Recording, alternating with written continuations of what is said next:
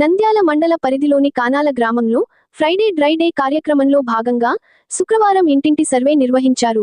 ఈ సందర్భంగా ఇంటి పరిసరాలు పరిశుభ్రంగా ఉంచుకోవాలని జిల్లా మలేరియా అధికారి సి చంద్రశేఖరరావు సూచించారు. నా పేరు C Chandrasekhararao, district malaria officer.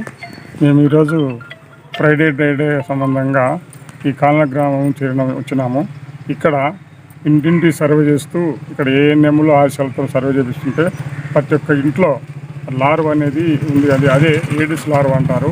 ఆ లార్వా వల్ల మనకు ఒక లార్వా పీప అడల్ట్స్ ఇది 7 రోజుల లోపల ఇది దోమ తయారవుతుంది. ఆ దోమ మనుషులకు, పిల్లలకు కానీ పెద్దలకు కానీ ఎవరికైనా కుట్టడం వల్ల డెంగ్యూ జ్వరాలు వస్తాయి. కాబట్టి ఈడ పరిశుభ్రత కూడా సరిగా లేదు.